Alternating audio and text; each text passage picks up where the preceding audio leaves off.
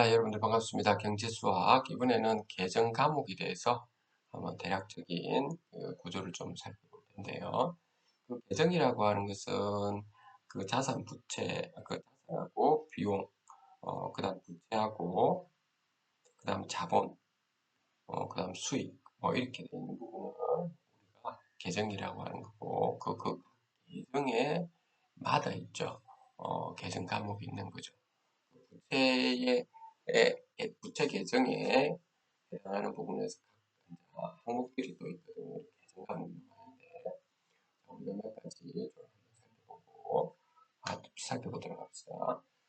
부기상의 현금이라고 하는 것은 우리가 지폐와 동전 그리고 배당금 지급 통지표, 타임 발행 수표, 또 송금 수표, 만기가 도래한 공사채 수표라든지 그 다음에 공사채라든지 이런 거죠.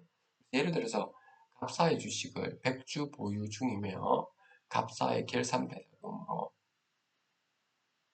2천만 원의 배당 지급 통지표를 지금 받았다라고 한다면 그러면은 그 자변에는 이제 현금으로 2천만 원, 대변에는 수취 배당금 2천만 원 이렇게 분배를 할 수 있는 거죠.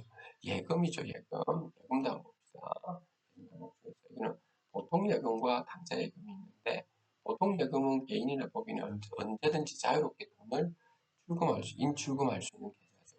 그래서 종류로는 그냥 보통 예금이 있고 우리가 말하는 통지 예금도 있고요. 나중에 찾아갈 거다 이렇게 통지 예금, 정기 예금도 있고 납세 준비 예금, 그러니까 세금을 위해서 준비하는 예금. 그다음에 그거에 특별히 이렇게 준비해 놓은 별단 예금 이렇게 보통 이렇게 나누게 되죠. 당좌예금 그러니까 여기서 하나는 보통 예금은 예금 보호 제도는 5천만 원까지입니다. 그런데 말해서 당좌예금 있죠. 영과 수표 결제용으로 개설하는 계좌입니다. 영과 수표 결제용으로 개설하는 계좌인데 그 당좌예금은 ATM 기입 주금이라든지 이자 그다음 통장 발행이 전혀 안 됩니다. 보통 예금보다 되는데 그다음에 다만 예금자 보호제도는 전액이 되는 거죠. 이거는 그다음에 그 외창 매출금과 받을 어음인데요. 그 기업의 주된 활동으로 발생한 매출에 대한 권리를 이야기하는 거죠. 그래서 외상 매출금은 청구서나 계약서 등 서면에 의한 약속인 거고요. 그런데 받을 어음은 원법이라는 법률을 근거로 합니다. 그래서 지급기일까지 있죠. 대금에 대한 자금이 은행 계좌에 있어야 되죠. 그렇지 않으면 부도가 나는 거죠. 그리고 참고적으로 좀 이런 부분이 문제가 생길 수 있기 때문에 외상으로 매출을 했다든지 받을 어음이 있는데 떼였을 때 한테 문제 생길 수 있으니까 대손을 이제 대손 충당금인 주거든요. 그때 사용하는 거거든요. 대손이 뭐냐면 재화나 용역을 공급한 후에 있죠. 거래처의 부도 등의 사유로 인해서 그 대가를 회수할 수 없게 되는 것을 대손이라고 합니다. 대손금은 그래서 대손으로 인해서 미회수 채권액을 얘기하는 거죠. 그 다음으로 외상 매입금하고 미지급금에 대해서 봅시다. 우선 부채에 속하고요. 부채라고 하는 계정에 계정 과목이 속한다는 겁니다. 돈을 나중에 지급해야 하는 의무를 가지고 있죠. 외상 매입금 같은 경우는 기업의 주된 활동에 관련된 매입인데 말이죠. 미지급금은 본업 이외에 사용되는 것이죠. 다음 선급금하고 선급 비용 요 부분도 자주 등장하는 과목인데 둘 다 미리 지급했다, 미리 선급, 지급했다 이 말이죠. 미리 둘 다 지급했을 때 사용하는 자산 계정인데요. 선급금은 그 일시적인 서비스를 받기 전에 사용하는 거죠. 선급금은 일시적으로 서비스 받기 전에 바로 사용하는데 선급 비용은 지속적인 서비스를 받을 때 사용하는 거죠. 그래서 보험 같은 경우는 지속적으로 사용하는 거죠. 그 건물 화재 보험은 지속적으로 사용하는 거. 선급금은 참 드뭅니다. 요즘에 대부분 보시면 되죠. 아니면 선급금은 호텔에 가서 뭐 그런 어떤 팁을 드린다든지 이런 것을 쓸 수 있겠죠. 자, 가수금하고 가지급금이 있게 되는데 요 계정 과목도 보도록 하죠. 이것은 그 계정 과목으로 지금 찾기가 불명확한 경우가 있다는 거죠. 이런 부분에서 사용한다는 건데요. 가수금 같은 경우는 입금된 임시적으로 받기는 받았다는 겁니다. 그래서 입금된 이유가 불분명한 경우에 일시적으로 회기 처리하기 위한 계정 과목인 거죠. 예를 들어서 보통 예금 25만 원 받았는데 가수금 25만 원 이렇게 뭐 때문에 돈이 들어왔는지 모를 때가 있다는 거죠. 가지급금 같은 경우도 금액이 불명확해서 비용 계상할 수 없고 일시적으로 처리하기 위한 계정인 거죠. 그래서 차라리 가지급금 10만 원이고 현금 10만 원이다 이거죠. 그러니까 뭐 그 사람이 어떤 출장을 갔다든지 그냥 10만 원 당장 달라고 해서 줬는데 그 뭐 나중에 돼서 출장비라든지 뭐 이런 게 있을 수 있는 거죠.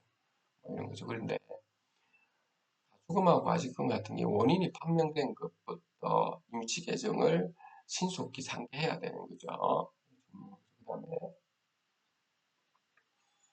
우리가 소모품하고 비품이 있게 되는데 두 자산 모두 자산인 돈, 물건, 권리 중에서 이게 물건에 해당하는 거죠. 그런데 소모품은 있죠. 10만 원 미만이거나 내용 연수가 보통 1년 미만인 물품을 갖다가 소모품이라고 하고요. 비품 같은 경우는 10만 원 이상이거나 보통 내용 연수가 1년 초과인 물품을 우리가 비품이라고 보통 하게 됩니다. 그다음 수리비하고 자본적 지출이라는 말을 많이 하게 되는데 보통 비유동 자산을 우리가 수리한 경우에 있죠. 자, 수리비는 부분적 파손을 수리하고 원상 복구하는 경우에 우리 수리비가 지출되는데 반해서 자본적 지출이라는 것은 개조 또는 보수 작업을 통해서 있죠. 가치가 증가했거나 사용 기간이 연장되었을 때 자본적 우리는 지출이라고 그렇게 부르는 겁니다. 그 다음에 소모품하고 소모품 이것도 보죠. 이것은 이게 근본 차이점은 뭐냐면 물건의 사용 여부입니다. 그러니까 소모품은 아직 사용하지 않았다는 겁니다. 그래서 자산으로서 계산을 하는 거고요. 소모품 B는 사용 시의 비용으로 계산되는 것이죠. 예를 들어서 구매 시에는 자변의 소모품 1,000원 이렇게 되는 거고 현금 1,000원 결산 시에는 소모품 B 700원 나왔다는 거죠. 그 다음에 소모품 700원 이렇게 되는 거죠.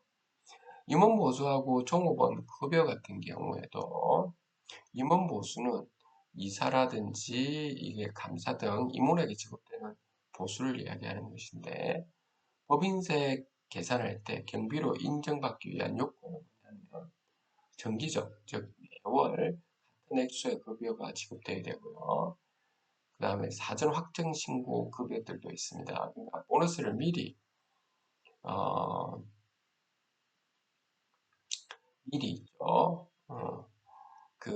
일정한 그, 어떤 일정한 시기에 일정액을 지급하는 것이죠. 근데 세무서에 반드시 신고해야 된다는 겁니다. 그 다음 종업원의 급여인데 급료하고 급여의 차이점입니다. 급료는 기업에서 지급하는 금액에서 산업수당적 각종 수당을 뺀 것이죠. 그래서 보통 기본급 이런 이야기를 하죠. 급여는 종업원의 세입된 부분 대가를 마지막으로 우리 복리후생비하고 법정 복리비라고 하는 것이 있는데 먼저 법정 복리비는 법령에 따라서 의무화되어 있는 복리후생에 관한 비용인 거죠. 건강보험, 장기요양보험, 국민연금, 산재보험, 고용보험 이런 거고요. 복리후생비라고 하는 것은 회사라든지 또는 사업장의 임의로 이루어지는 복리후생인 거죠. 임의로 이루어지는 거. 그래서 주택 관련, 식사 관련, 법정 건강검진 외에 보조 경조사 관련 문화 레크리에이션인 거죠. 기업체 같은 데 상당히 많이 있죠. 자, 그래서 오늘 계승 과목에 대해서 구조를 한번 계승 과목에 대한 어떤 과목들 중에 헷갈리는 부분에 대해서 오늘 좀